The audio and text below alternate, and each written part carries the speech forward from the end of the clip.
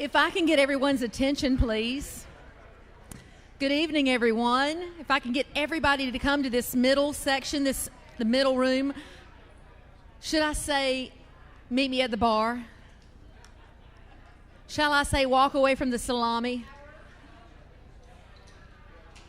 We're going to give everybody a few moments to commingle into this room, and I've got volunteers right now working to go get those people, yes, sweet cheeks, to go get everybody to come from the food in here. We're so excited that you all joined us. Everybody looks lovely. Give yourselves a big round of applause right now. Yes, well, with your drink in hand. You know how that goes.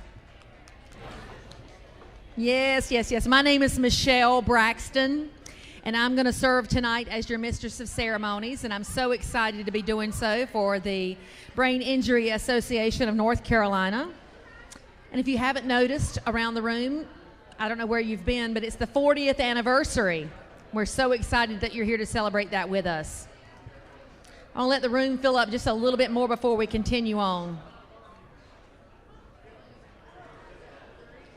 People just do not want to leave that fruit and cheese, do they?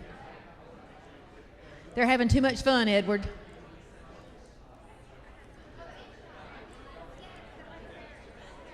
Here they come. Here comes everybody from the food.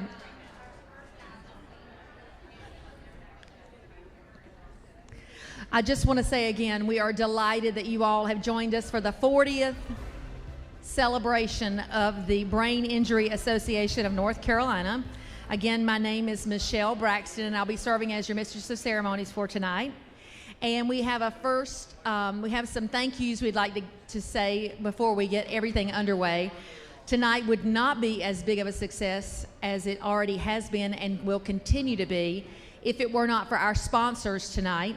And they are the Lilliquist family, Raleigh Neurosurgical Clinic, Henson First Attorneys at Law, and R.H. Behringer Distributing. So let's all give them a round of applause. Tonight we gather to reflect on our journey, celebrate our achievements, and look forward to a future filled with hope and progress. It's my pleasure to introduce myself, which I've done several times already, for this special evening. And let's get ready for an inspiring and memorable program. To start us off, I don't see Daniel. Oh, there you are, Daniel. Daniel Peterzak, our Executive Director of the Brain Injury Association of North Carolina, will be sharing some past, present, and future of the brain injury of North Carolina. Ladies and gentlemen, Mr. Daniel Peterzak.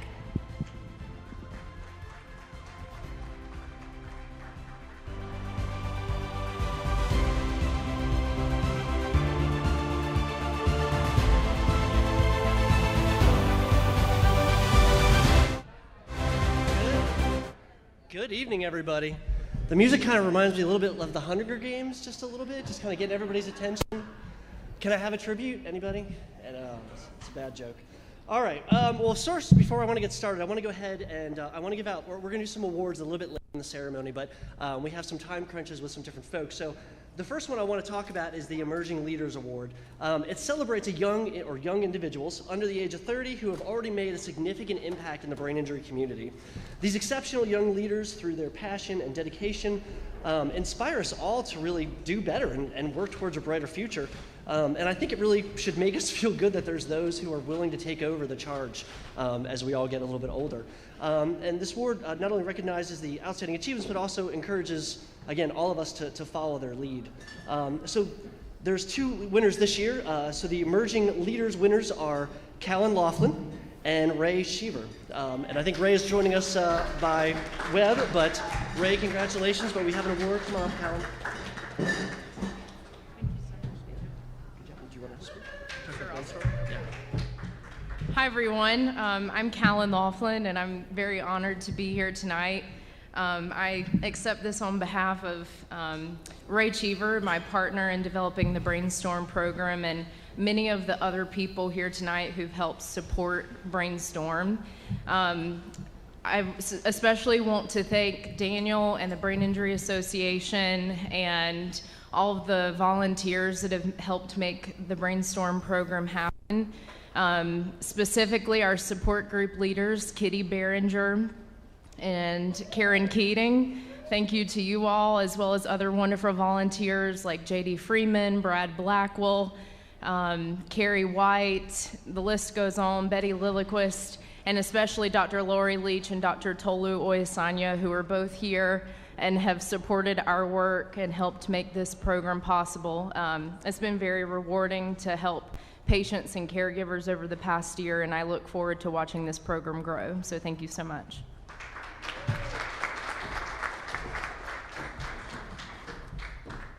Thank you, and thank you for all that you've done. It's absolutely amazing and very inspirational. All right, so now comes the fun part. I get to get everyone's attention, and I get to talk about the Brain Injury Association of North Carolina and how amazing it has been for the 40 years. Directly into the mic. Is that better? All right. I don't like podiums. I like talking, but I don't like podiums. All right, so one of the things to talk about, obviously you're all familiar with what we do. You're familiar with the amazing people that we work with and that we serve. One of the cool things I get to do in my job is I get to kind of be like the lead singer of a band, right? I get to look really cool, right? So I'm the one who, everyone celebrates, they shout my name, but there's really a lot of people who make things happen that are behind me, that are working with me, and that's my team. So we've got Libby Wilhelmson over here. Let's see, who else? We've got Alyssa over there. If you're a staff member, raise your hand. See, we've got Molly and Alicia over there. Anybody else? Susan, you all met when you came in. She was the one who was checking your name off the list. We have Brad Blackwell, he's off trying to secure some more plates for us so you all can continue to eat. And then we have Kitty Behringer. Kitty, raise your hand. There she is. Did I get everybody? Got Molly? All right, we're good. They're the teams that make it happen, so let's give them a round of applause.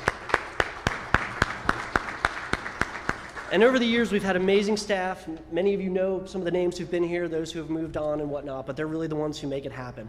And then as well as our board of directors. If you're a board of director, would you raise your hand? Several here tonight. I know we have more in other space. Thank you all so much. And I'd be remiss, I want to recognize the committee that helped us to put on that. So we have Carrie White over there in the back. Wave, Carrie. We have Lori Leach over here in red, and Betty Lilliquist over here in the back. So thank you all. This amazing night. If you get a chance to talk with one of them, please do. The Brain Injury Association, a group of folks got together in 1982, and they said we need to do more to raise awareness of what brain injury is and makes people aware, provide training. So by 1983, we were incorporated. And then we have a long, busy history over the next 40 years. In 1990, we know that the Americans with Disabilities Act was passed, which really opened the door for a lot of different individuals, right? And that really helped to pave the way for us. In 1993, the first appropriation of $300,000 was appropriated to the Department of Mental Health, which is through DHHS, and that name has changed about 18 different times, and you all will hear us talk about them a little bit later. In 94, $225,000 was appropriated, and as you see, things continue to grow. In 1994, the North Carolina Head Injury Foundation, which is what we were founded as, we held our first camp. All right, so if anyone's ever been in one of our camp or seen any of the pictures, it's an amazing weekend away. We haven't been able to do it the last couple years because it's been difficult with COVID, and we couldn't take those risks, but we're hoping to get back into that. But 1994, it stems back all the way there. In 95, the National Head Injury Foundation changed its name to the Brain Injury Association of America, and of course, we followed suit in North Carolina. In 1995, we hired our first executive director, Cecil Green. 1995, and we moved our headquarters from Charlotte here to Raleigh. I'm not going to go on too much. I will tell you that we had a lot of exciting growth happen in the subsequent years that followed.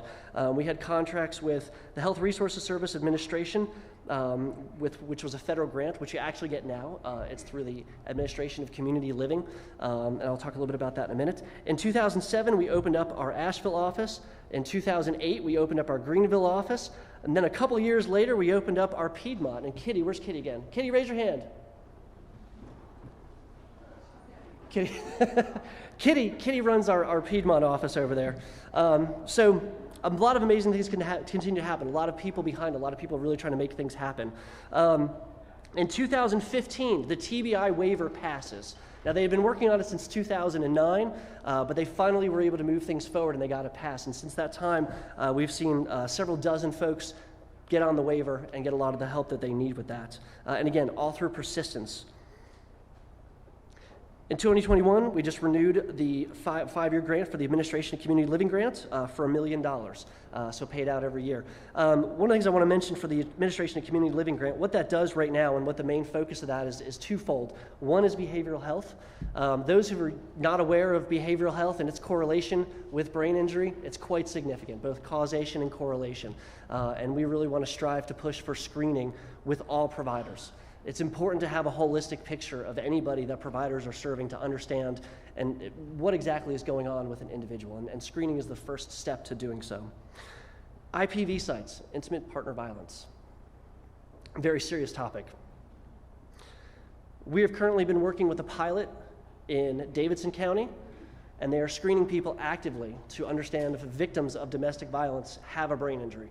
And that information can help those individuals move forward in their life. It can help them go lead a life free of domestic violence, and we're very excited about that. As a matter of fact, we just expanded to 2 new sites in this year. One is going to be in the Piedmont, and the other one is going to be in Charlotte, so we're very, very excited for that. So where are we now?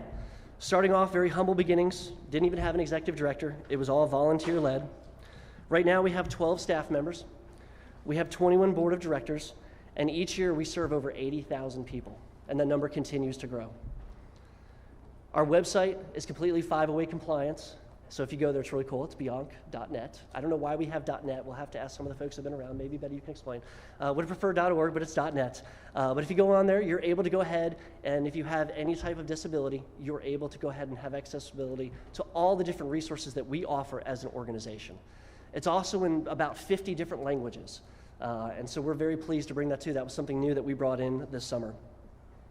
If you ever go on our website, and a lot of our stuff is digital because it's a digital world, and we just spend 3 years at home, right? Or not just, but we spend 3 years at home.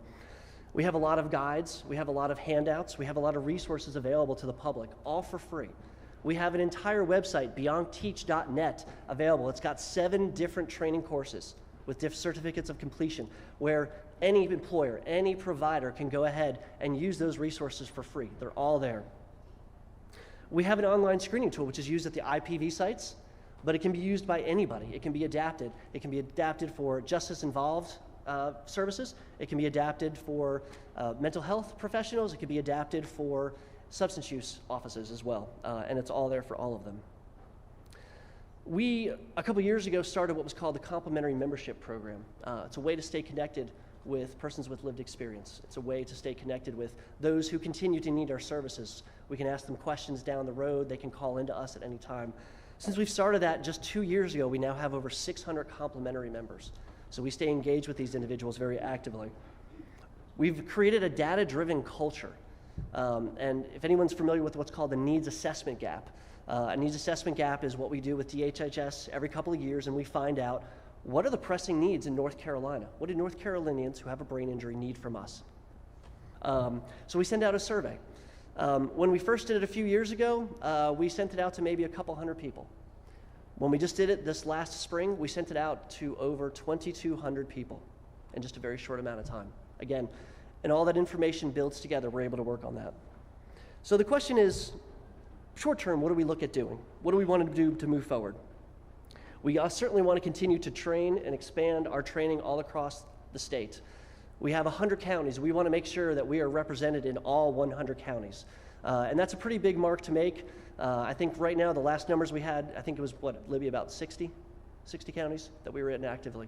That's unacceptable. We need to continue to do more. We need to make sure that we're helping everybody who needs us in every county. And we need to make sure that all law enforcement has crisis intervention training that involves brain injury. We need to make sure that all providers understand what they're dealing with, mental health, substance use, or whatever else. We want to make sure that we have support groups in all 100 counties. Right now, we have 20 very active groups. Some of them are transitioning back to in-person, some of them are still virtual, but all of them are very active. But we'd like to see and make sure that all 100 counties in North Carolina are represented. Sustainable funding. Well, y'all are here part of that, buying raffle tickets and drink tickets. Drink up, buy some more raffle tickets. That's one of the plans we have. But we do have some unique new things. that we would like to try out, and we'll certainly be communicating a lot of that with you all soon. Further involvement with behavioral health. We are just beginning to move forward with that. We're beginning to talk with a lot of different providers, but we want to make sure that they're aware of what brain injury is, and we can definitely do a lot more of that. The same thing, more involvement with the criminal justice system. We actually just had a conversation with a group the other day where we are going to be piloting doing some screening for folks who are coming on parole, which we're, again, extremely excited about. So I think one of the common themes here, if you can all take it away, is that screening is extremely important. The knowledge that someone may or may not have a brain injury is extremely important. And when we look at comparing that with other conditions and other things that they have, we know that that's one of the first steps to getting them the help that they need. The big thing we want to do is we want to fight to make sure that brain injury isn't invisible anymore. That's a pretty easy one, right? Someone walks into a hospital with a gash on their eye, right? What do they treat? They treat the eye. Later on, we find out that there might be a brain injury. So we want to make sure that it is something that's always there and it's being taken care of. And following up with that, we want to make sure that we're looking at it as a chronic condition. Brain injury does not go away overnight. 3 months, 6 months if you're lucky, but some people, indefinitely. That's when we get into the talk about the continuum of care. Raise your hand. Has anybody heard the term continuum of care?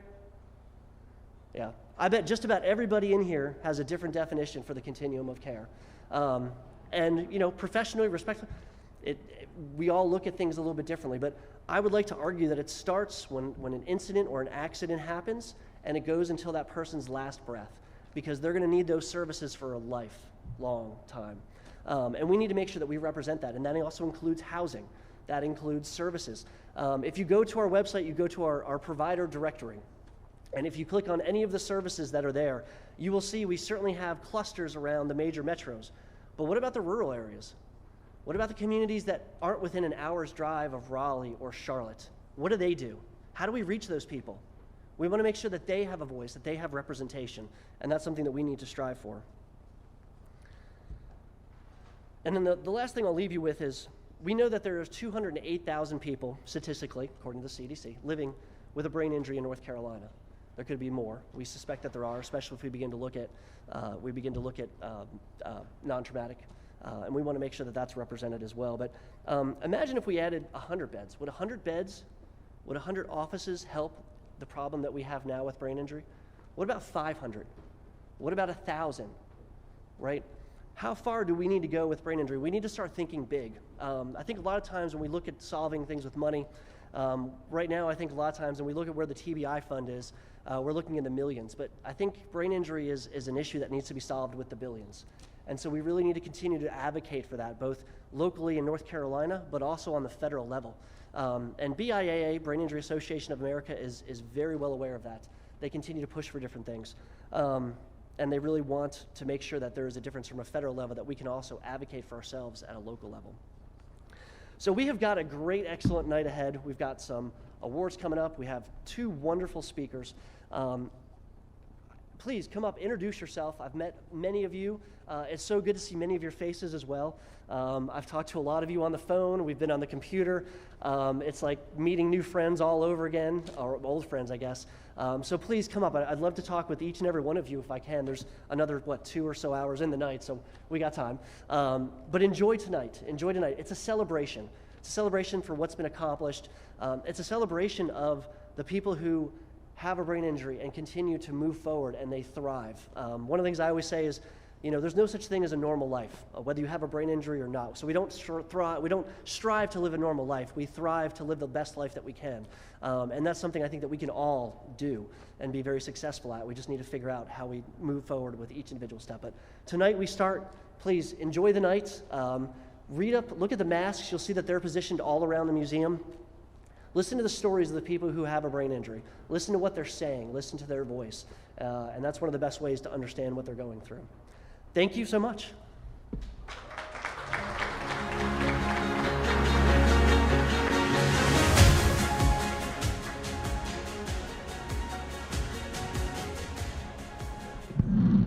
All right. So, tell me if I'm wrong, Daniel, but Jana now, or do we take a little break? Jana? Okay, let's do that. because I've had the opportunity to meet this young lady. She's very vibrant, very wonderful, and I think she has some amazing things that she wants to share with you tonight.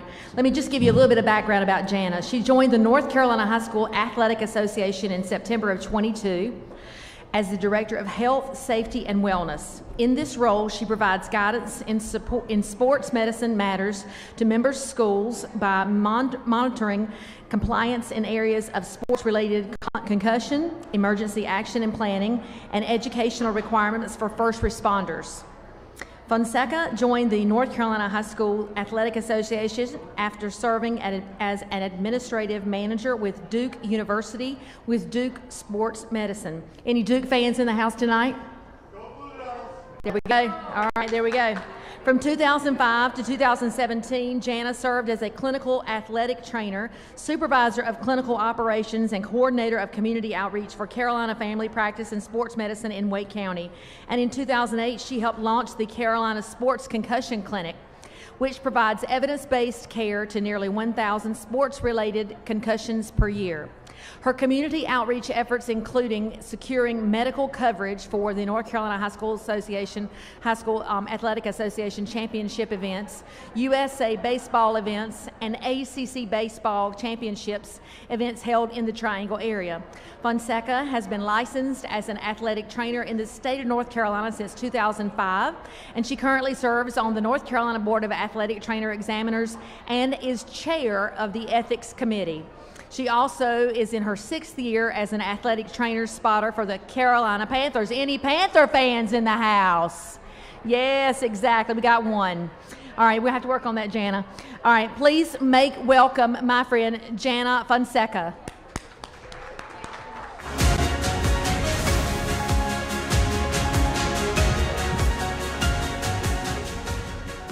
Thank you so much, Michelle. Congratulations to the Brain Injury Association of North Carolina on this 40th anniversary. I'm so humbled to be a part of this celebration and grateful for the opportunity to speak. I'm thankful for my fellow Duke fans out there. It's a big night for our football team, so let's see if our quarterback in about 45 minutes is going to be ready to go. We'll see how he looks this afternoon. For as long as I've been a certified athletic trainer and in the sports medicine world, sports-related concussion has just been part of the landscape. Flashback to the late 1990s, I was an undergraduate athletic training student at Southwest Missouri State University, and I was fortunate to be assigned to the women's basketball team. And our star shooting guard, point guard, do-it-all guard, her name was Jackie Stiles, she got a concussion. I don't remember exactly how she got hurt. She probably was going for a loose ball or going for a rebound and took a really hard elbow to the nose, which is a very common mechanism of injury in sport. But here's what I do remember about the scenario. She maybe missed a couple days of practice. I remember our head coach saying, she looks fine, there's nothing wrong with her, as Daniel alluded to, right? The invisible injury of concussion. She presented just fine, looked just fine. I remember having to unplug the Stairmaster from the athletic training room and drag it out into the gym and plug it back in so that Jackie could Stairmaster on the highest possible setting for 3 hours while the rest of the basketball team practiced. The next thing I knew, boom, it's game day, and she's dressed and she's clearly ready to play. Here's what I don't recall about this whole scenario. I don't recall her missing a single game. I don't recall what tests or tools we used to determine how severe her injury was. At that time, we relied almost solely on what was called the Cantu or the Colorado grading scales, which rated concussion severity at the time of injury itself. And fun fact, on Celebrity Jeopardy, when Shane Battier was on last Wednesday, this was actually a question. It was the rating scale about concussion, and the information was so outdated that I think athletic trainers across the country literally all groaned because we haven't used this methodology in so long. So at that time, concussion severity was based primarily on duration of loss of consciousness. So Jackie didn't lose consciousness. So based on that, her injury was deemed not severe right when it happened. It was labeled as grade 1 because she didn't have any loss of consciousness. The other thing I don't remember about this whole scenario, there was no gradual return to competition for her. In the first game after her injury, she wore one of those awkward plastic masks. It lasted about 17 seconds. She ripped it off, she chucked it onto the sideline, and the head athletic trainer said, well, I guess she's not going to wear this tonight. So that was my early experience with sports-related concussion. And frankly, as a student, I really just didn't know any better. But what stayed with me from that experience was that we didn't really do anything for her. We didn't actively care for that injury the same way that we provided treatment to athletes who sustained ankle sprains. So fast forward about 10 years, I had recently left the collegiate setting. I'd moved into a clinical physician extender role with Carolina Family Practice in Sports Medicine, which is a clinic right here in Wake County. And it's the summer of 2008. I'd just given birth to my first child. We had a son. He was perfect. He was healthy. He was huge. My husband and I were like, we made an athlete. We were so, so excited. And at that point, what I wanted was 3 kids. I wanted all boys, and I wanted all of them to play football. I grew up in Nebraska. My Huskers are playing right now. The last I checked, they were still ahead, so hopefully we will come out on the winning end of that game tonight. So growing up in Nebraska, football was in my heart and soul. So I wanted to haul my 3 kids, those 3 boys and their stinky football equipment around in my SUV. That was my dream as a brand new mom. So it's that summer, I'm on maternity leave, and I learned that 2 student athletes, 2 football players, 2 high school football players died within weeks of each other as a result of TBI. Matthew Gefeller in August, and then a few short weeks later, Jaquan Waller in September. And as an athletic trainer, this absolutely shook me because I know that the risk of catastrophic injury is real in sports, but I was very thankful to have never gone through anything that traumatic. As a new parent, though, this absolutely broke my heart because those 2 boys were doing something that they loved, that their parents probably loved watching them do, and now because of traumatic brain injury, because of, something very significant, those kids were gone as a result of playing sports. So it's late September, and Dr. Josh Bloom, who's one of the lead physicians at Carolina Family Practice, he's also a longtime member of the NCHSAA Sports Medicine Advisory Committee. He's a team doc for the Carolina Hurricanes. He calls me up and he says, Jana, we need to start a concussion clinic. We need to rally our physicians and our athletic trainers together. And this was the goal. This was the charge that he gave to us. We need to better educate athletes, their parents, their coaches, their athletic directors, athletic trainers, anybody that we can think of about the severity of sports-related concussion. We need to set the tone for how these injuries are recognized and how they're managed. And at the time, we really didn't feel like there was anybody better positioned in Wake County than Carolina Family Practice because of that clinic's presence, that existing presence in the community, and that existing presence on the sidelines with our high school teams. So I'm like, yes, Dr. Bloom, let's do this, let's go. So now, pretty suddenly, sports-related TBI and sports-related concussion are a keen clinical interest of not just myself and my close colleagues, but for a lot of sports medicine professionals and clinicians across the entire state of North Carolina. So over the course of that school year, the Carolina Sports Concussion Clinic was born. And we were and still are really fortunate to be in a resource-rich state where many academic medical institutions and stakeholders all felt very compelled to act in response to these tragedies. And one of the first results of that action was the founding of the Matthew Gefeller Center in Chapel Hill in 2010. The mission of the Gefeller Center is to improve the prevention, evaluation, management, and rehab of sports-related traumatic brain injuries through research, education, and clinical practice. And over the next few months, there continued to just be a tremendous amount of collaboration from clinicians across various health systems, across various settings, who were willing to sit down and share operational workflows. What are you guys doing? What's working well for you? And ideas for community outreach, as well as how are we going to brainstorm, or how are we going to educate as many people as possible about sports-related concussion.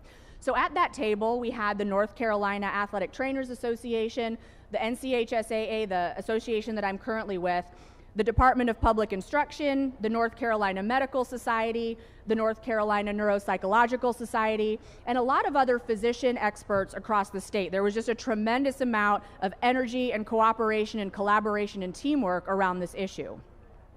So the culmination of this collaborative work was the Gefeller-Waller Concussion Awareness Act. And this act was signed into law by then Governor Bev Perdue in June of 2011.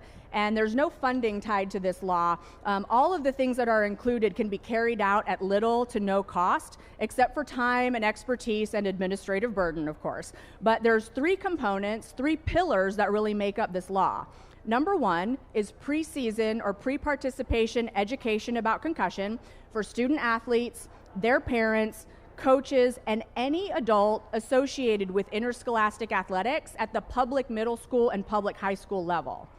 Number two, a post-injury plan that clearly identifies how to recognize a suspected concussion that demands removal from play if any signs and symptoms are present, and results in an evaluation by a licensed healthcare professional with training in concussion management. There's also a supervised return to play progression so that athletes are gradually returned to competition. And number three, venue-specific emergency action plans. These emergency action plans have been extremely beneficial as their use and implementation is far broader than that of concussion injury. All aspects of prevention of sudden death can be encapsulated in these EAPs. So plans for how to respond to heat illness or exertional heat stroke, plans for sudden cardiac arrest, how many AEDs are in a school and how quickly can those AEDs be accessed, plans for weather disturbances for outdoor sports, and certainly plans for potentially catastrophic head and neck injuries. So the work and focus on concussion and inclusion of those EAPs in the law has actually led to really good outcomes in other emergencies.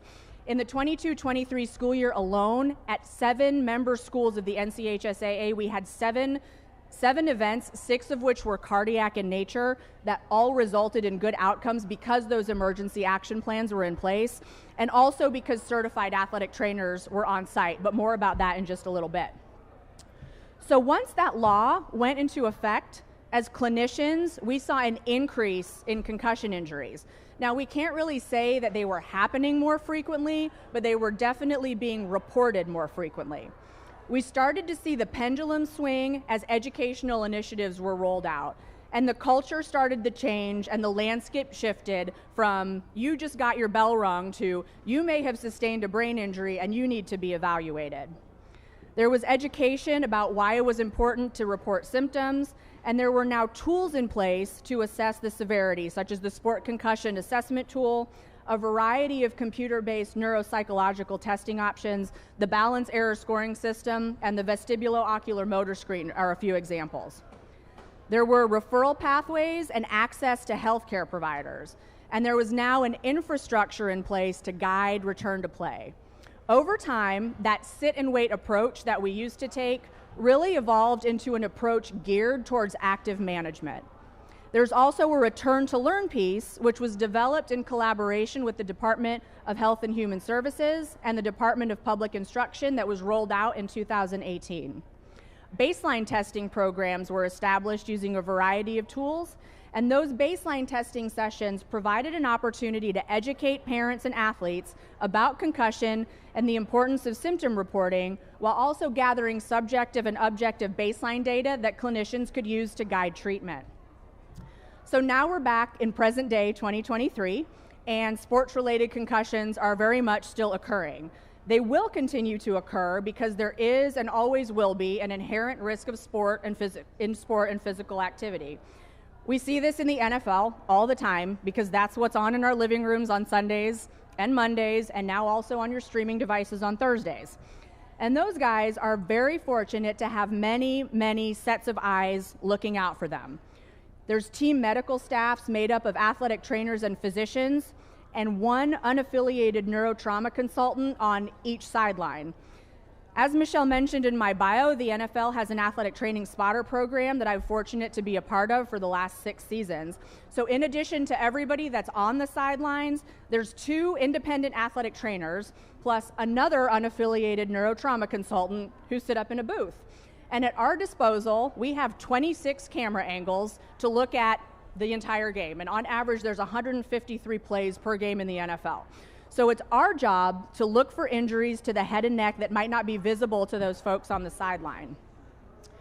All of this is fine and well, but every time I work one of these games, I think about the kids.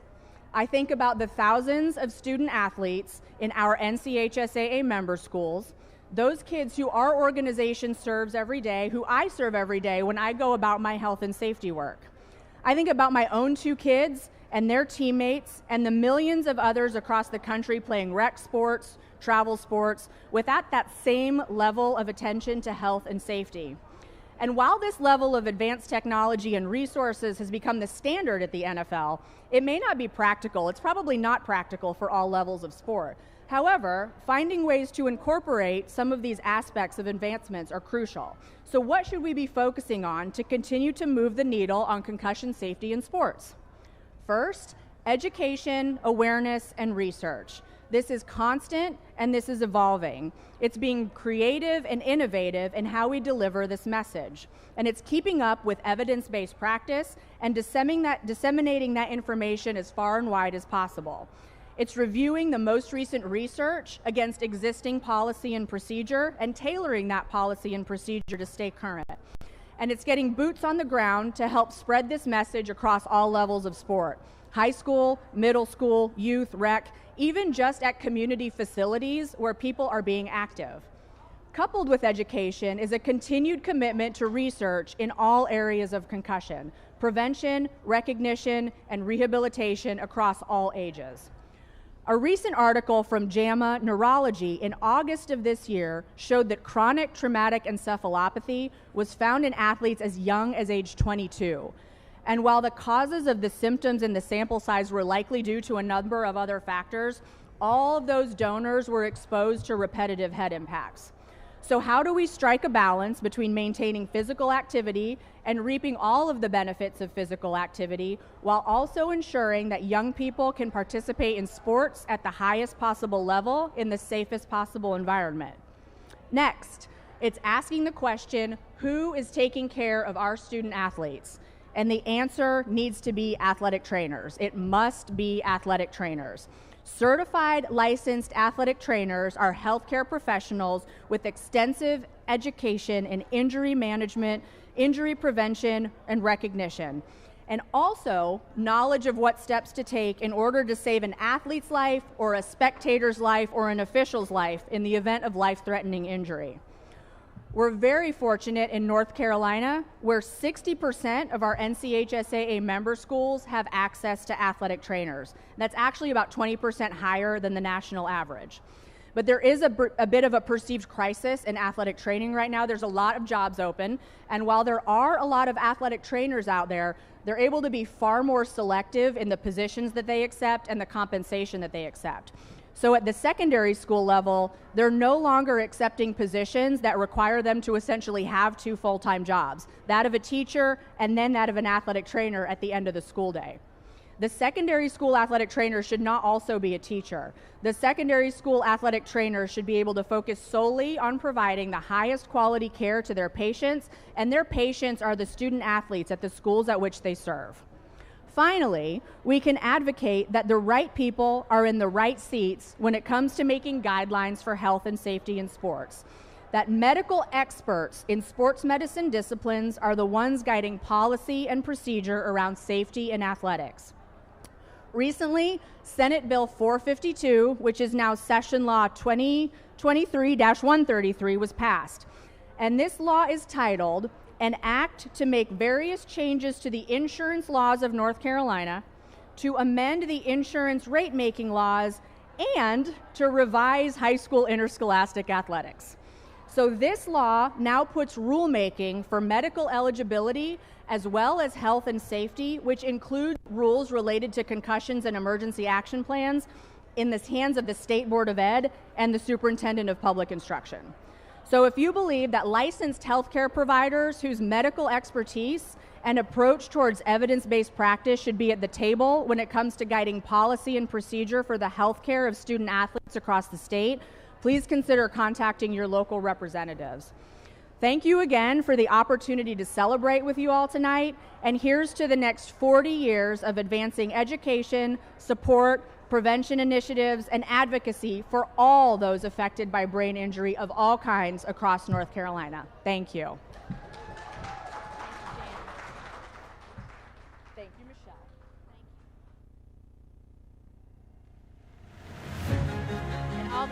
information that you've given us. So we're going to take some free time right now until 7:10. I can't read lips, I'm bad, and the light's in my eye. 10 minutes. We'll be back in 10 minutes. How about that? If you haven't bought your raffle tickets, you need to buy them now. If you haven't deposited your raffle tickets, you need to deposit them now.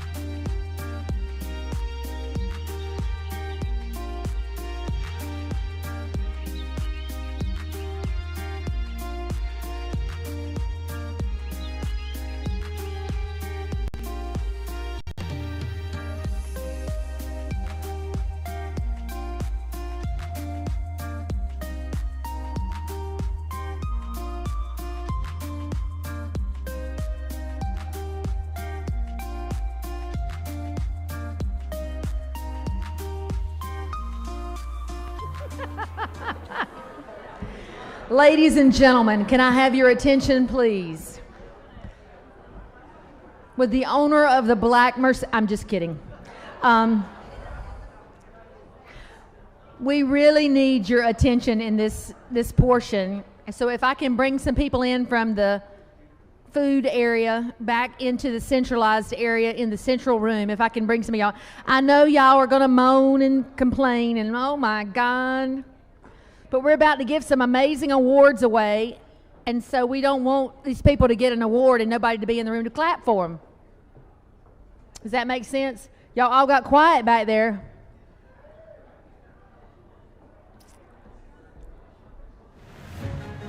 So if I could have a volunteer to go back there and maybe shoo some people this way, that'd be great.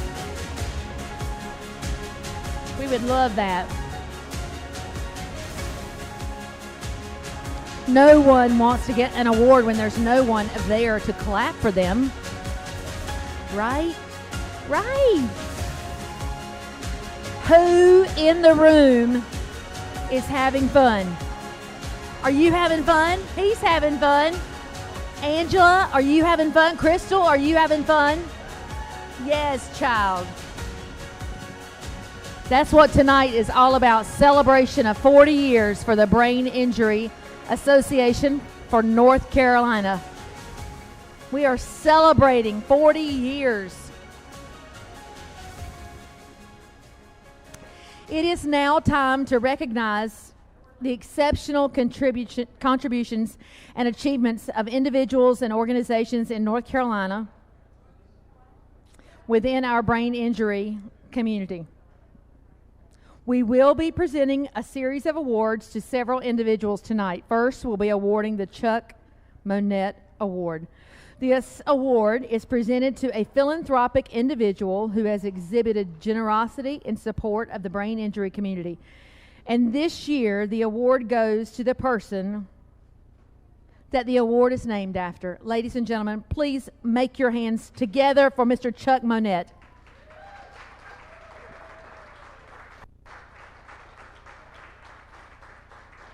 Thank you, Chuck.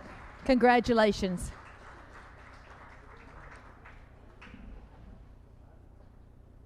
Photo op. Are we in within the live stream?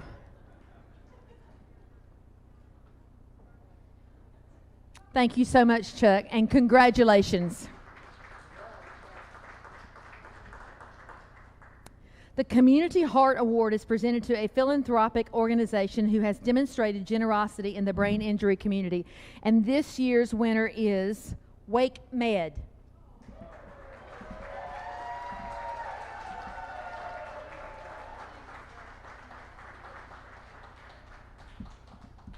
Wake Med's representative tonight is Laurie. Is it Leach?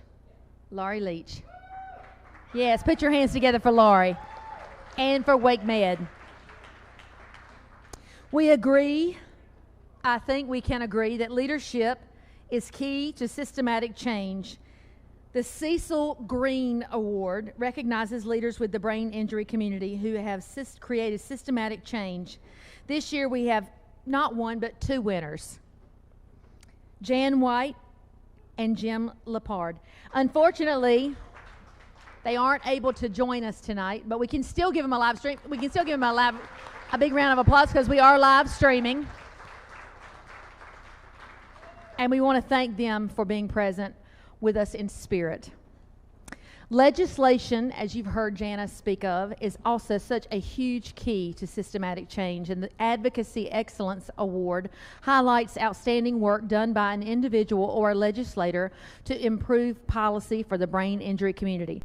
This year, we are recognizing Carol Ornitz. And unfortunately, Carol was not able to be with us here tonight as well, but we want to give her a round of applause and thank her.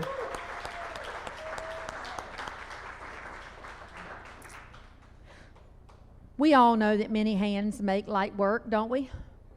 I look around this room and I see all the wonderful volunteers that have taken part in tonight's organizational process and putting everything together. If you've not had the opportunity to look at these masks, please do so.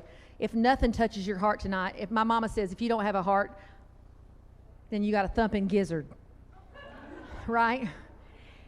And if you just have a thumping gizzard and you look at those masks and you read those stories, you will definitely be touched and moved. So please take time to make your way around the rooms and look at these beautiful masks that these participants have taken place in providing for us tonight.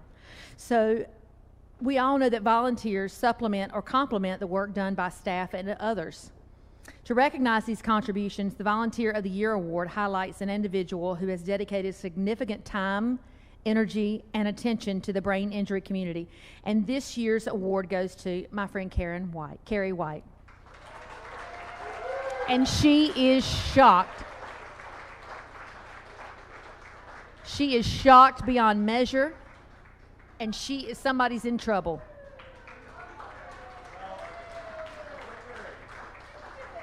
Yes, and I knew all along.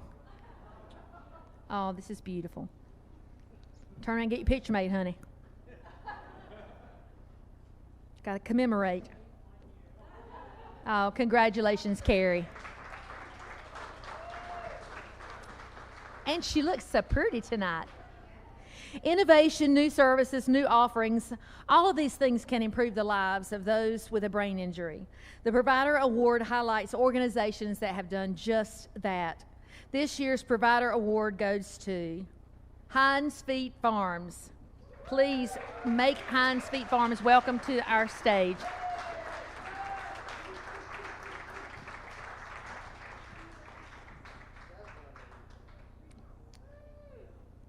Thank you, love. We appreciate you so much.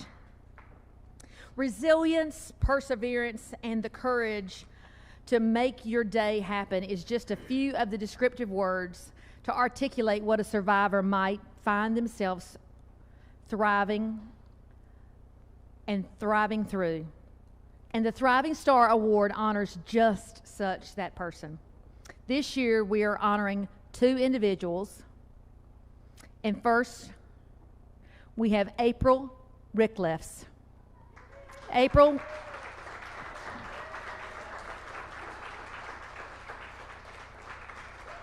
She's accompanied tonight by her husband, Richard Ricklefs. We honor you tonight, April, and we thank you for all your hard work and achievements that you do on a daily basis. We thank you.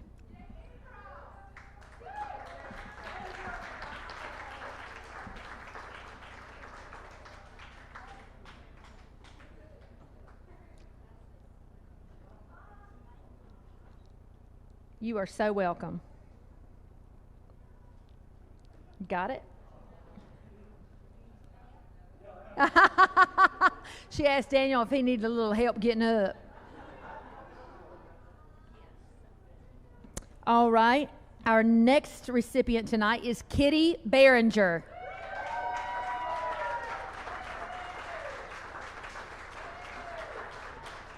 Looking cool in her royal blue tonight. Aww.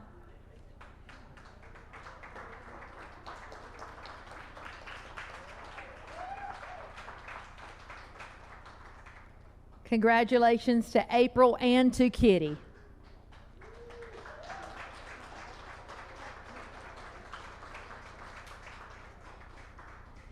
The Courage Award identifies an individual who has made an indelible impact on brain injury within the veteran community.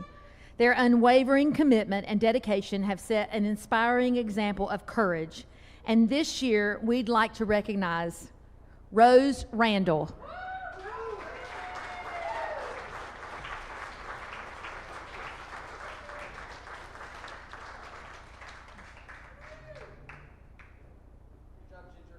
I know. She's a spicy little thing, isn't she? I love it. Please join us in congratulating all of our recipients tonight for the beautiful awards that they have received.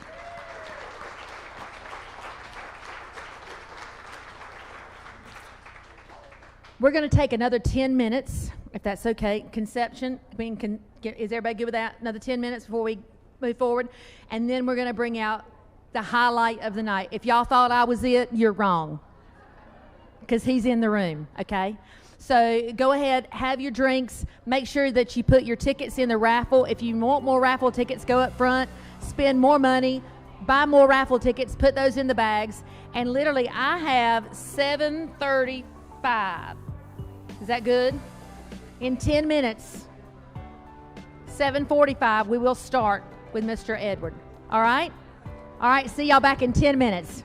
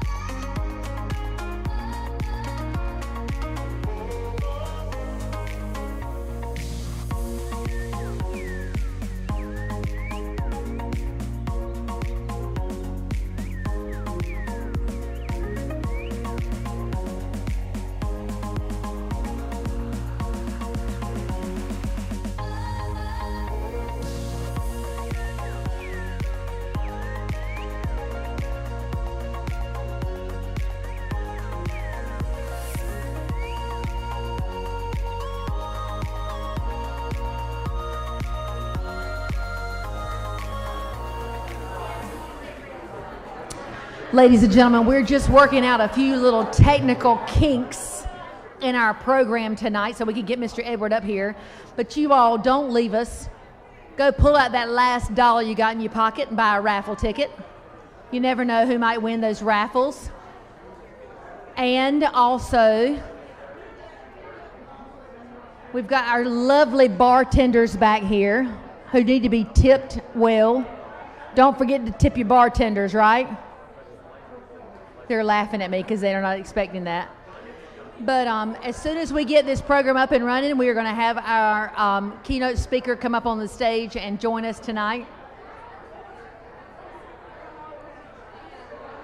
So continue on, eat the food, enjoy the merriment, and have great fun tonight with the Brain Injury Association of North Carolina.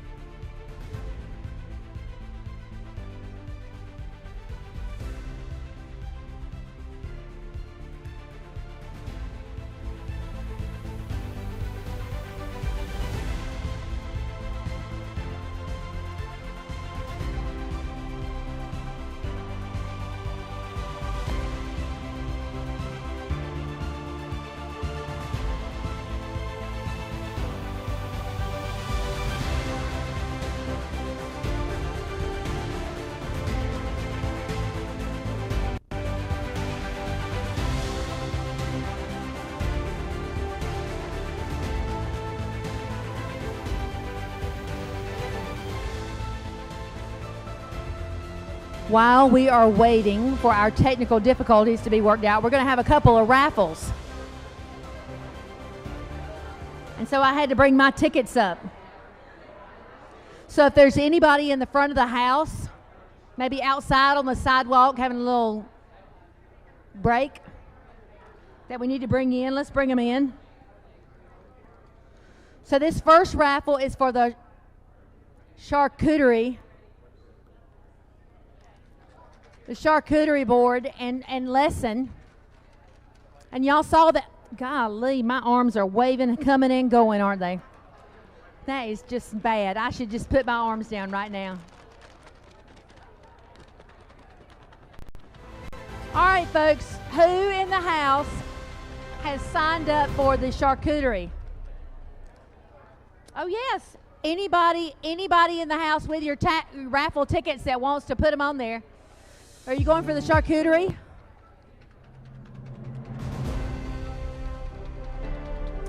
This got everybody excited.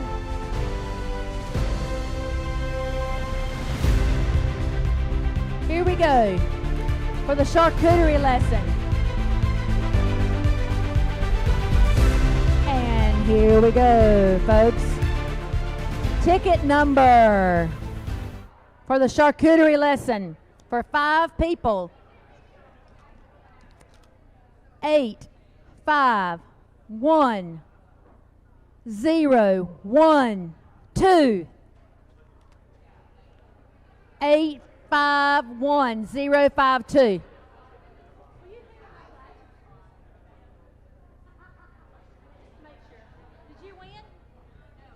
Okay. Have I got a winner in the house at 851012? Because it was be present to win.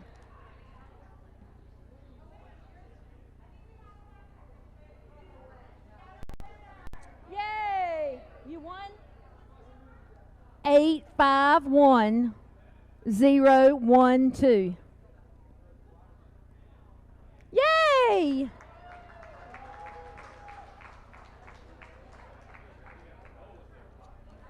All right. Can I give you that?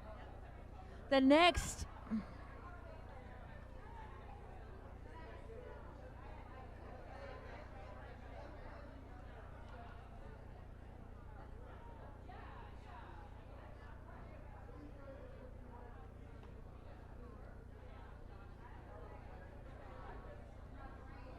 That.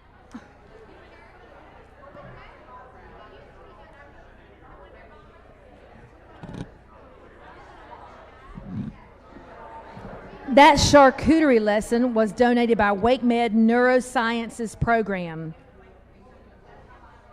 The next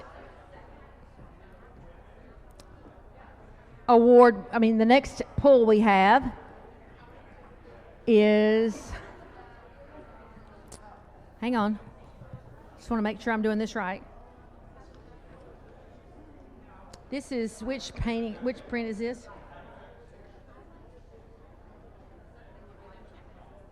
Yes, please.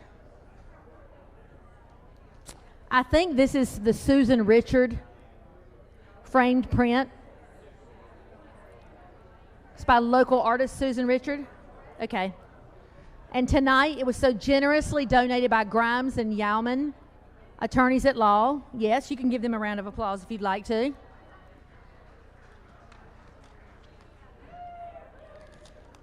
Tonight, the winner of this beautiful, is it watercolor? It's gorgeous. It does look like a watercolor. Let me go. Shake your money maker. Here we go, folks. Ready?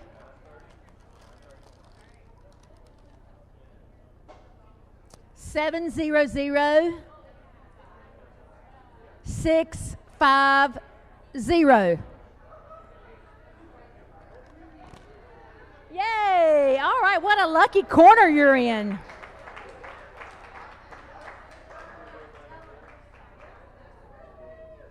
Congratulations, Christopher. Let's do one more. 'Cause we're not, Edward, we're not ready yet, are we? Okay, let's do one more. Let's do the welcome fall basket. Oh, no, we're okay. Okay, we're going to do this. This is dinner and a concert package donated by the Neuro Community Care.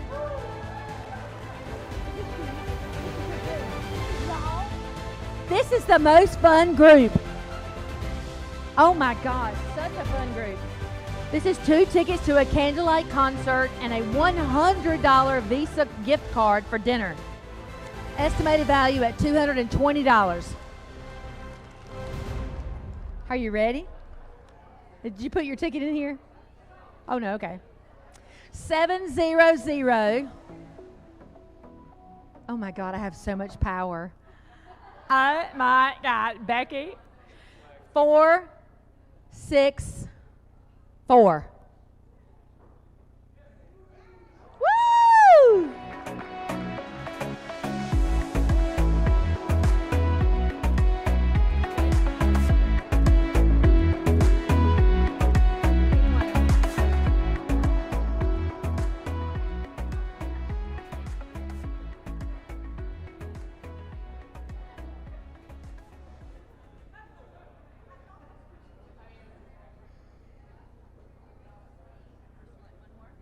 All right, yes.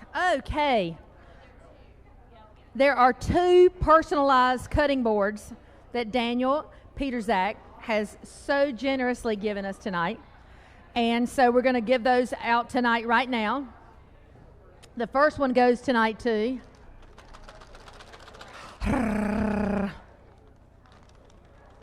This is for one of the personalized cutting boards. 850-924.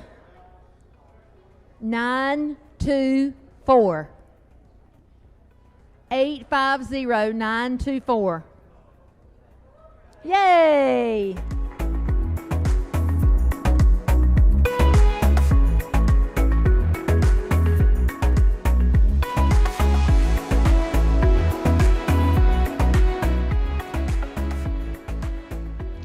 Congratulations, Grady. And our second winner tonight is 850-925.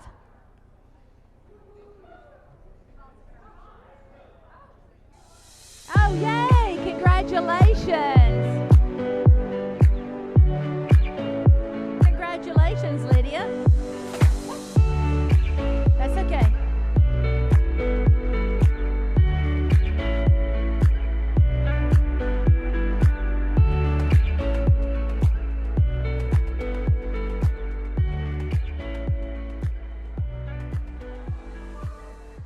Now, if I can get everybody's attention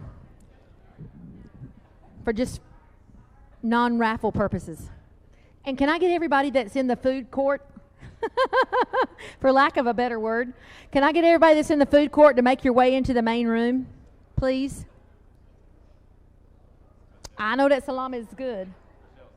That's right, because Michelle said so. I know the salami is calling your name, but you can come get some when it's done. All right. So everybody in the front of the house can hear. Everybody in here can hear. But if we can just get your attention, if I can just get everybody's attention, don't make me whistle like I'm a girl from Wayne County, because I can do it. All right. Edward D. Girolamo has served as the Chief Executive Officer at the Steel Network Incorporated since December of 1994. That was a good year, by the way. In 2003, he also took on the role of Chief Executive Officer, Applied Science International, at Applied Science International, LLC.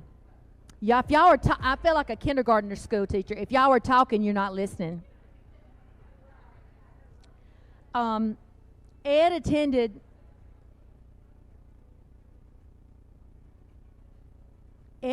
the United States Naval Academy. That by itself deserves a round of applause. Well, yes.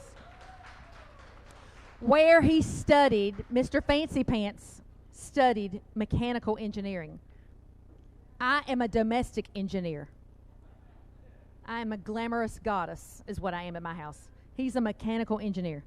He also attended the University of Buffalo, where he specialized in structural engineering, and he'll present Unlocking a Mystery and Igniting the Spirit of Humanity. If there's anybody in the room right now that doesn't need to hear this message, go on, see yourself out. But I'm going to stick around and hear this man talk, because I am excited to hear what he has to say. He is going to take us on a groundbreaking journey through the interconnected realms of brain health and human essence. As an esteemed structural engineer and speaker, Edward will navigate us through complex medical landscapes and invoke a transformative dialogue aimed to empower individuals and redefine our understanding of well-being. Now that sounds very complicated, but I've met him. That was, y'all were supposed to laugh. And he is as sweet as he can be, and as kind of a man as you will ever meet in your entire life. And just, if you don't believe me, ask his wife, Crystal. And I'm going to tell you what, he's one of my newest and sweetest friends. Ladies and gentlemen, Edward.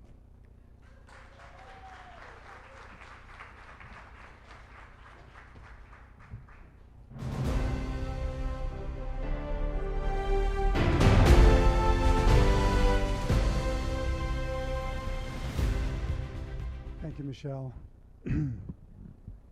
And congratulations for this 40th anniversary. Unfortunately, my slides are not coming through, but I don't really need the slides. I think the message is so, I think you'll be able to imagine and envision the message that I have to give here tonight. And I want to especially thank Carrie White for inspiring me to come and speak here tonight and really cover somewhat of an experience that I've had for the last 10 years that is right in line with everything I've heard tonight so far. And I understand the issue, of the traumatic brain injury. And there's also some other issues that we're dealing with the brain, I think, that are equally as important. And when you look at the Brain Injury Association, I think that there's a much more comprehensive picture of what's going on with our brains and the problems that are occurring today. There's Alzheimer's, there's Parkinson's, there's dementia. There's so many debilitating diseases that are both internal and external that occur to the brain that I thought, well, this discussion tonight needs to be much more comprehensive. So there's an opportunity for this association to grow, clearly, if you're not already covering some of those. And the caregivers are really the same. They're dealing with issues with the brain, and they're debilitating. And I actually had an opportunity to go with Carrie and Jim White last week to the Elizabeth Dole Foundation celebration for the heroes, which are the caregivers. And it really brought to light the millions of people that are affected as caregivers being heroes. And so I thought, okay, that isn't daunting enough to say this challenge that we're faced with is all of these things. There is a connection with the gut that we can't ignore. And the fact is that in some places they call the gut the second brain. And if you're having issues with your brain, there's a good chance you're having issues with your gut and vice versa. And so there's a lot of medical terms that I could throw out here that aren't going to help us at this moment, but you can dive into that. You'll see there's over 4,000 studies right now that NIH has published regarding the brain-gut connection and how one affects the other. And so I think if we take a look at the problem, and I'll tell you that because of my resume that Michelle went over, I'm an engineer. But 10 years ago, I attended a medical conference in Albuquerque with an amazing group of international doctors that were focused on a solution for so many things, all of which I just brought up. And these are some doctors that have dedicated their entire careers. And there's a long line and a long history of doctors that have dedicated their careers to things that have not been mentioned. And so when I hear about the problem with the children and the concussions and the 2 deaths of the high school kids, and I hear it on the radio, and I think to myself, that didn't have to happen. This suffering does not have to happen. And that's what I'm here to talk about tonight.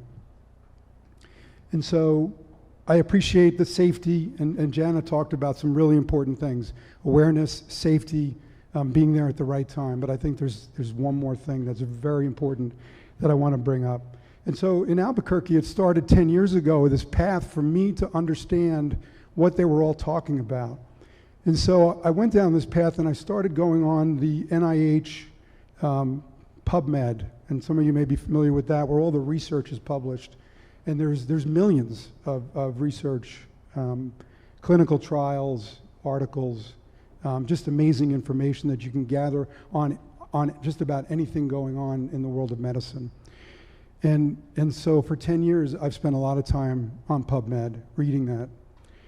And then recently, when Carrie brought this issue to me, that, the opportunity, I should say, that I could speak here, I thought, okay, well, I need to pull some stuff together, and I need this to be meaningful and impactful for all of you, something that you could take home with you, something that you could become a better advocate and understand much more about what you're dealing with.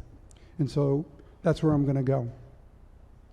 So before I get into exactly what that is, I want to talk about some of the things that all of these indications, conditions have in common.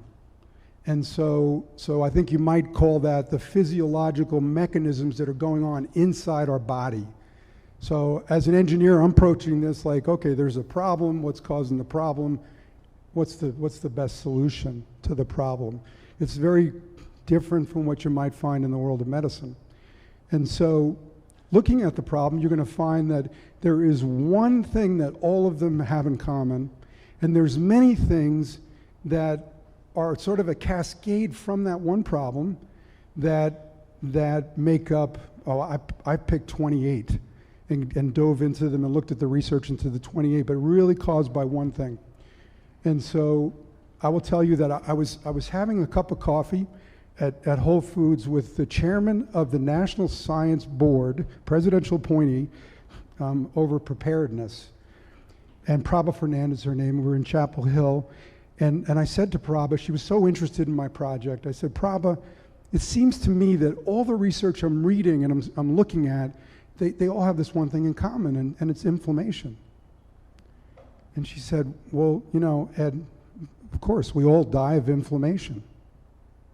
So that was sort of an aha moment for me, and I thought, oh, inflammation, I got it right. I'm just seeing it everywhere. And I would show you a slide, but if you went up on PubMed and you just did a search and type in inflammation, you're going to have over 933,000 hits on publications that include nearly every disease that is on this list. And so when we're talking about the brain, of course, traumatic brain injury, it's a big one there. The CTE is, you know, it's chronic. It's the football players. It's also the gut. It's ulcerative colitis.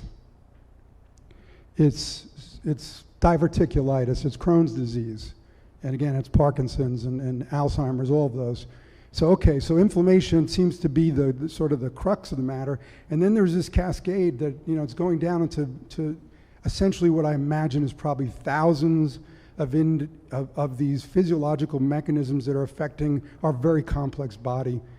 You know, God, our designer, made us very complex. We should be trying to figure out what's causing the problem as opposed to addressing one of the 1,000 things, because I think you all come across this and you thought about this, is sometimes the medications that you're taking, one of the warnings is it could cause inflammation. Well, you can expect there's going to be some negative side effects if it's causing inflammation, because you're actually probably doing, in some cases, more damage than good. So I think that thought has crossed many of our minds.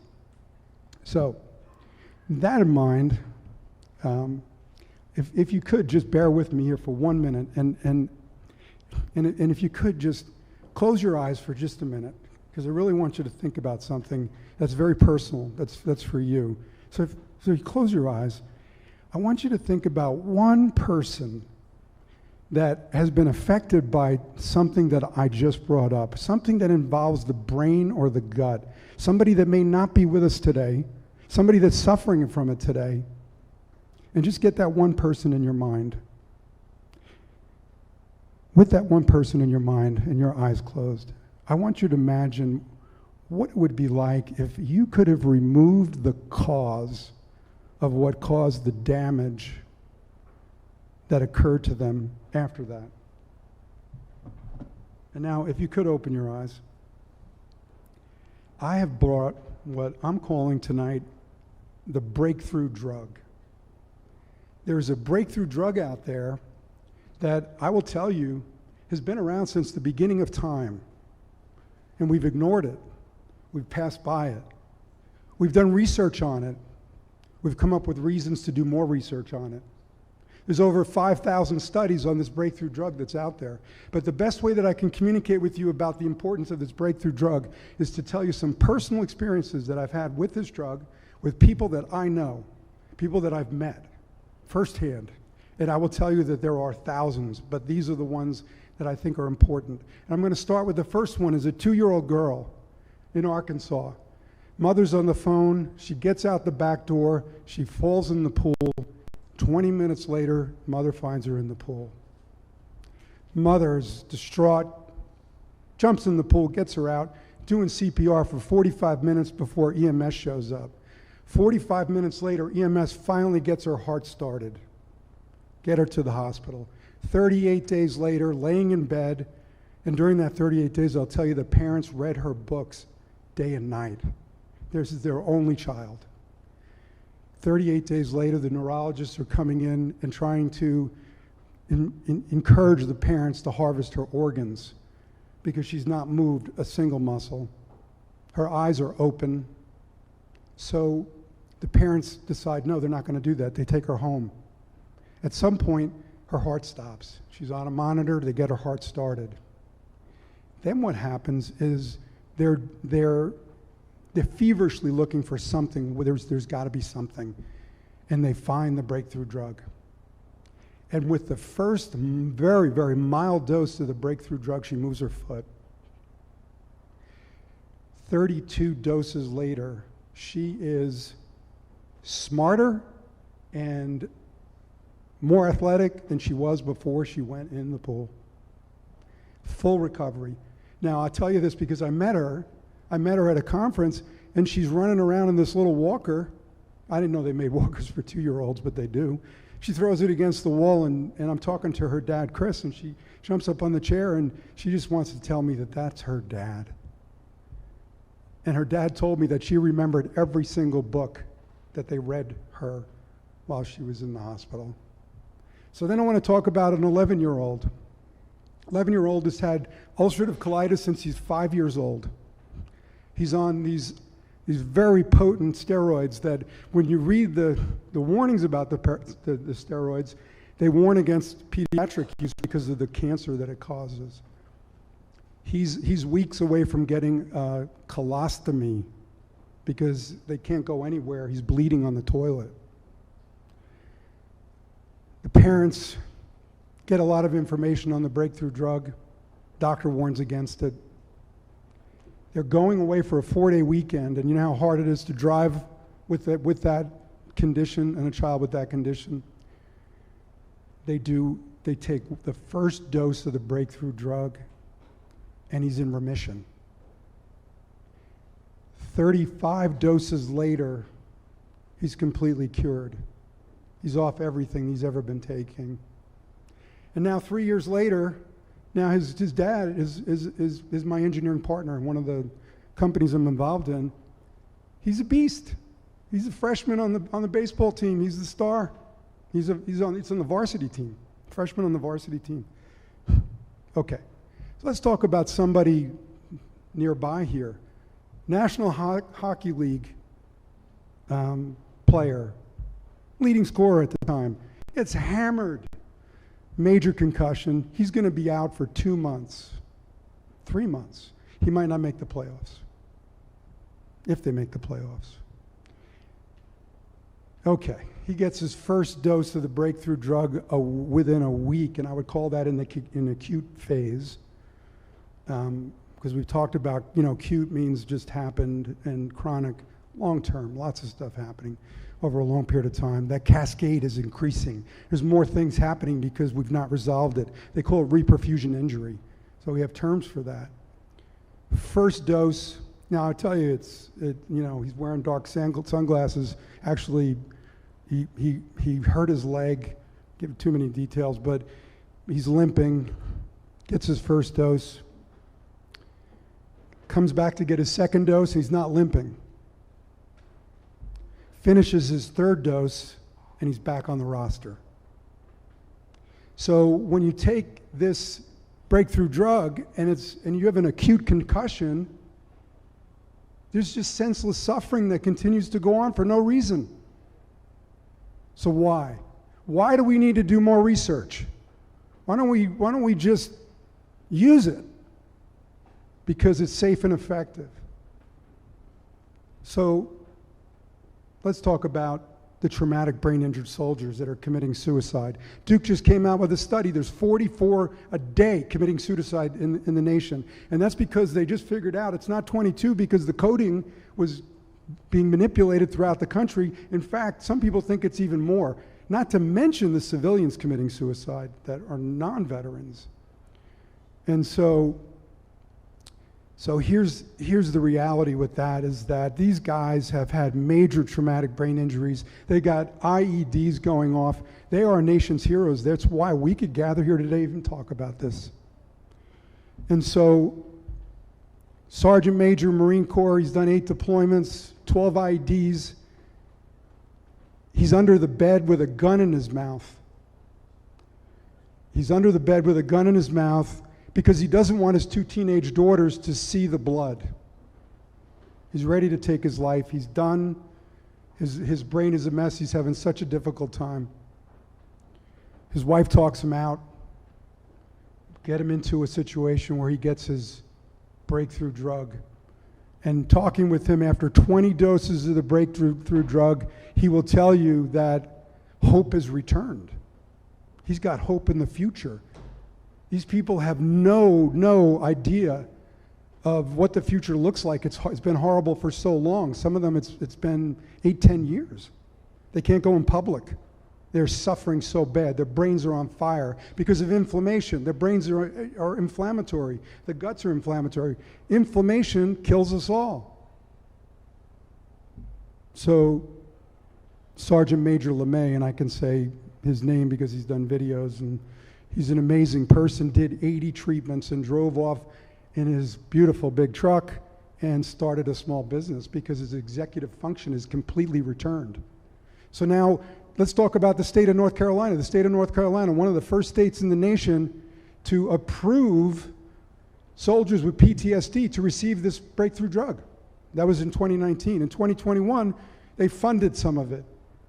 At this point, 70 soldiers, even back as far as the Vietnam War, are receiving this breakthrough drug. And I will tell you this, that it is 98% effective. That's the efficacy rate of the breakthrough drug. And so they won't let me say 100% because someone's going to poke a hole in that. Let's talk about stroke. Someone in their late 40s, 2 years post-stroke, in a wheelchair, can't drive. At 40 doses of this breakthrough drug, this person is walking up the steps and driving, getting more doses of the breakthrough drug. And I will tell you this, I can go on and on and on. We can get older and older and older. But I will tell you the most important thing about getting this breakthrough drug is get it as soon as the inflammation arrives. The longer you wait, the more you're going to need. It's basically the younger you are, the less you're going to need. So that's the formula. So what we should be trying to work on at this point in time as the human race is understand what's the right dose. How many doses do we need? What's the strength of the dose? It's really that simple. So I gotta just check my notes to see if I covered everything. The slides would have been really good. One thing I'll tell you is that I brought enough doses of the breakthrough drug for everybody. I have a provider that's here that has a bag of breakthrough drug. And so here's the thing about the breakthrough drug. For you to become an advocate, because that's what we have a room full of, I believe, advocates, people that care about the people suffering from brain injuries. If you would look at all the brain and gut injuries and the cycle of all of that and compare it to heart disease, you're going to find that it's so much more. 20 years ago, everybody worried about dying of a heart attack. And I've been around long enough to know that. Everybody worried about that. But the reality is the brain is so much more important. And, someone said in sort of, we all die of the same thing. Okay, inflammation, what does it cause? It causes hypoxia eventually. We die from lack of oxygen to the brain. So we're all going to die of the same thing, but what causes that? Could be the heart. The reality is the brain is going to be number one. When you add it all together, it is number one. This society should be in a stadium right now with everybody cheering on what is needed to happen to get this breakthrough drug out there. So there's an opportunity to make a difference. And so, in closing, if I could, I think it's appropriate to consider the breakthrough drug has been around since the beginning of time and ask our Creator for help. I'd like to ask God, the Creator of all things, to help everyone gathered here and hearing this message, to seek the knowledge needed to embrace the power of this breakthrough drug, an essential element of life itself. To let knowledge produce the wisdom needed among all humanity to end unnecessary suffering, beginning now. In Jesus' name, amen. Thank you.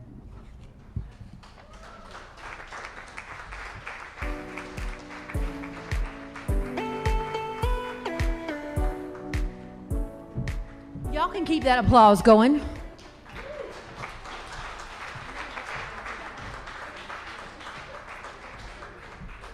Thank you, Edward, so much for your words of wisdom, and we appreciate that. Now, there's no segue from that other than, have y'all had a good time tonight? That is pitiful. I said, have y'all had a good time tonight? That was better. But let me just tell you, it's going to get better because I got my tickets. Have y'all got y'all's tickets? Thank you, Edward. All right. This looks like the... Oh, you just handed it to me. Nope, that's not the one. I know. Hang on. Yes, from Grimes and Yeoman, attorney at law. They have gifted us with the... Okay, so inside this basket, there's a North Carolina cutting and serving board by artist Ann Klein. North Carolina jigsaw puzzle, 500 pieces. Tar Heel Traveler, New Journeys Across North Carolina by Scott Mason. We all love Scott, bless him heart. The original puffy blanket for travelers. The Carolina Meta hand... If y'all hadn't bought your ticket for this, y'all need to go buy one right now. This is some good stuff. A hand-poured candle, North Carolina napkins, and an original coastal block painting by Caitlin Grimes. Is everybody ready? Here we go. So if you put your ticket in the back... Oh, I see Crystal's ready. I'm sorry. I'm trying for all my friends. And the number is 851-030. Oh, you cracked me up back there. Who's got that? 030. 851-030. Oh, okay. Has anybody got that number? 851-030.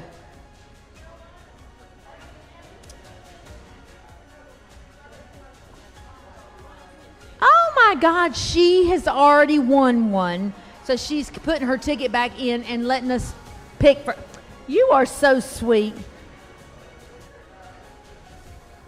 I never went for Miss Congeniality, but obviously she did. 850-938. Oh, you were close. You were close.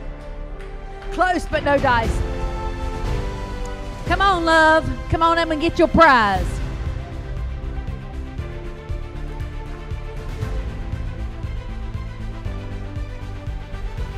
All right, go ahead and get the next one. Here she comes, y'all. In that pretty purple dress. Congratulations, my love.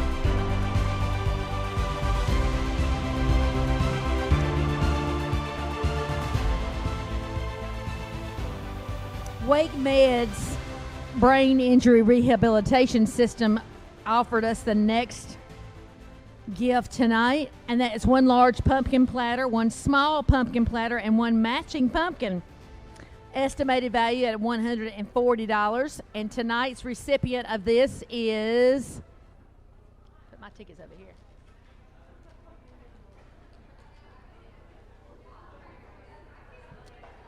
Seven 00 4 2 9. Ah! Yay! Did you win? Yay, you won! Whoop whoop!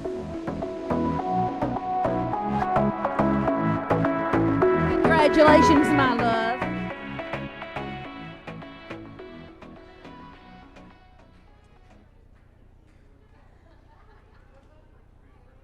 All right. Grimes and Yeoman. Am I saying that right, Yeoman? I hope so. 3 8x10 canvas acrylic collages by local artist Pamela Quarles Adams, estimated at $75. And the winner of this is so I can shake my arm fat.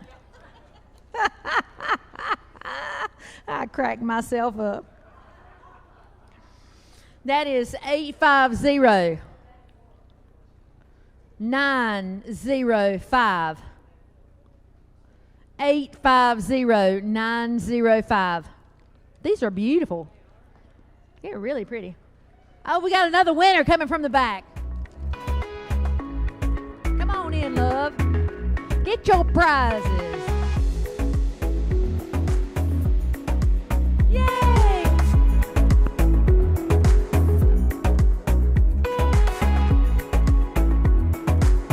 Congratulations, Max. Our next prize. Where's Mr. Henson? Come up here, honey.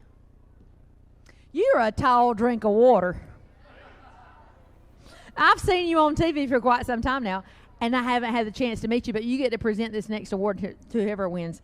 These are 4 tickets to the University of North Carolina game in Chapel Hill on January 17th. Do we know who we're playing? Louisville. Big game. You pick. Here he goes. I'm going to pretend like I didn't hear that. Anyway, all right, 700-6. If you're talking, you're not listening. 700-647. Anybody in the house? 700-647. Check your tickets, honey. Check your tickets. She is running to that pocketbook right now as hard as she can. Oh, we got him right here. Whoop, woo!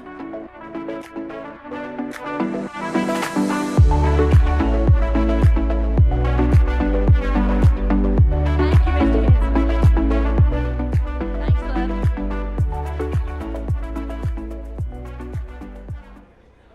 Is there a runner-up? I'm sorry. Wah, wah, wah, wah. Oh, these are beautiful. Betty Lilliquist has so generously given us Linda Novak's handcrafted limited edition all stuffed up bears. And the winner's gonna be, hey, good catch there, wasn't it? Yeah, that's kind of scary. 700-466. 700-466. Oh, yay, yay. Here he comes. Right. Here he comes. Isn't that a country song?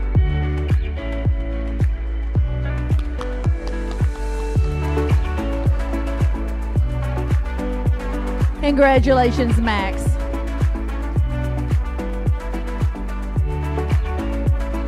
Congratulations, love.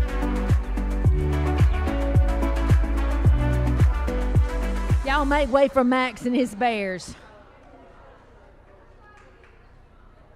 All right, Wake Med Rehab 2C Nursing Unit sponsored this next award.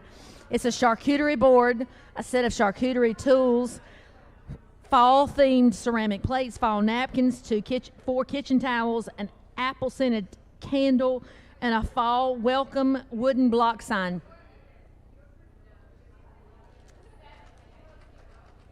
Okay, all right. I'm going with that. I got to be fair. 700-391.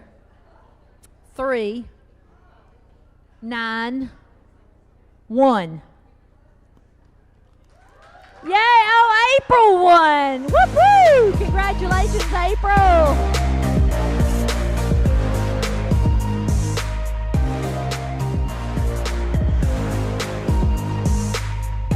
Congratulations, April.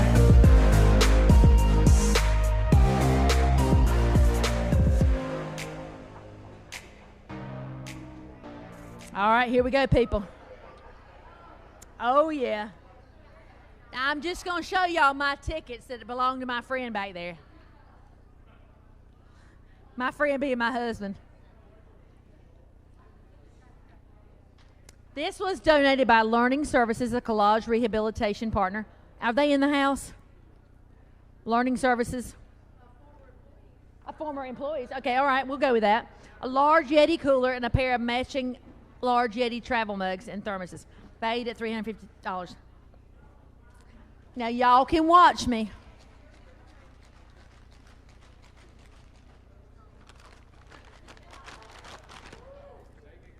Hey, Stephen, come on up here.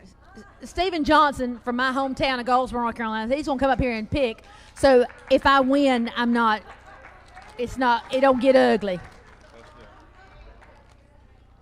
Now, where are you from, Stephen? Goldsboro. That's right. G-Town, God's country.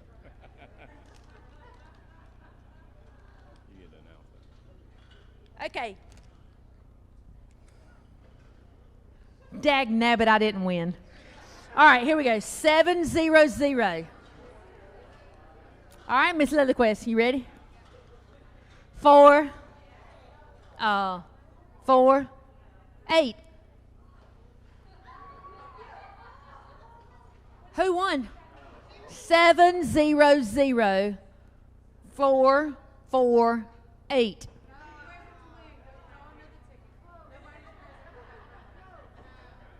Woo-hoo! There we go, there we go, there we go.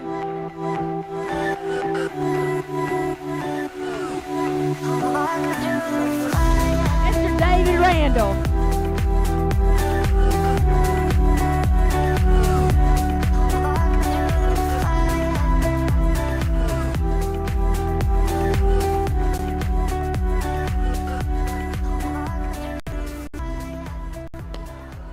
Y'all, can you hear me? I said, can you hear me? We're going to go to church on Sunday night, Saturday night. Can you hear me, people? Let me just say, this has been an absolute, if y'all are talking, you're not listening. I said, if you're talking, you're not listening. So everybody need to hush. I got something important to say. Everybody need to hush. Y'all have been an absolute dream tonight. This has been wonderful. I wish I could give you a figure on how much money we have earned tonight for the Brain Injury Association of North Carolina, but it will come out later, I'm sure, in publication. But I can just tell you, from the bottom of my heart, it has been a privilege to serve as your mistress of ceremonies. We could not have done this tonight without the Lilliquist family.